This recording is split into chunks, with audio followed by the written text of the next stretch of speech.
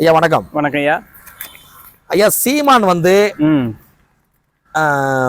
நான் வந்தா அடுத்தவன் சொத்தை அபகரிக்க மாட்டேன், மது அருந்த மாட்டேன், கட்டிய மனைவியை தவிர வேற யாரையும் வந்து ஏறிட்டு பார்க்க மாட்டேன். சரி. அதாவது சட்டத்துக்கு புறம்பாக ஒழுக்க நெறிக்கு புறம்பாக எதையுமே செய்ய மாட்டேன்னு சொல்றாரு. சரியா. அவர் வந்து அடுத்த பொருளை அபகரிக்க மாட்டேன்னு சொல்றாரு. அவருடைய கருத்துக்கு உங்களுடைய பதில் என்னன்னா ஐயா, விஜயலட்சுமி அதாவது என்னன்னா அவர் அடுத்த மனைவியை தொட மாட்டாங்க, அடுத்த பெண்ணை தொட மாட்டாங்கிறாரு, பேச மாட்டேன், பார்க்க மாட்டேன், தொட மாட்டாங்கிறாரு.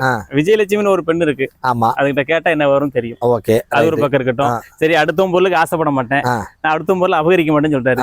சரி, 19 வருஷமா வீட்டு வாடகையே கொடுக்கல. ஆமா, அது எந்த கணக்குல கொண்டு சேர்க்க?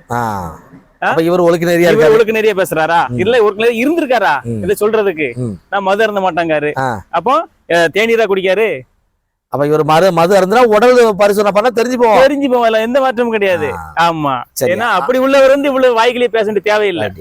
அதே போல கலைஞரையாவுடைய குடும்பம், அவர்கள் கலைஞர் ஐயா முதலமைச்சரா இருந்தாரு, அவருடைய மருமக பதவியில இருந்தாரு, பேரன் இருந்தாரு, மகன் இருந்தாரு, எல்லா பேரன் பேத்துல இருந்து எல்லாருமே பதவிக்கு வரான்னு சொல்றாங்க. இதனுடைய கருத்து அதான் இவங்க எல்லாருமே அரசியலுக்கு போட்டிட்டாங்க.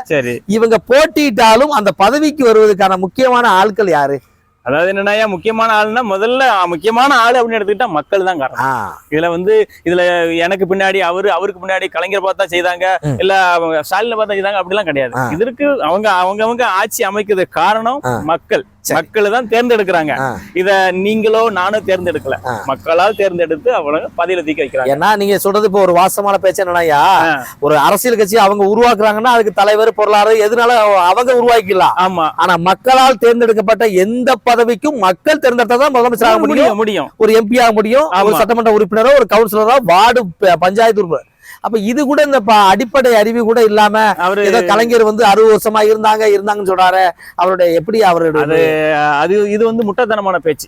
இவ்வளவும் பேசிட்டு மக்களை ஏசுறாரு, முட்டா பேரும் அரிக்கட்ட பேரும் ஏசுறாரு. ஆனா யாரையும் ஆட்சியில இருக்கிற ஏசல, ஆனா மக்களை தான் ஏசுறாரு. ஏன்னா யார் தேர்ந்தெடுத்தது? மக்களால். அப்ப மக்கள் தான் முட்டாளுங்க, இதை தெரியாம அறிவு கட்ட மக்கள் அவனுக்கு ஏத்தால கை தட்டிட்டு இருக்காங்க.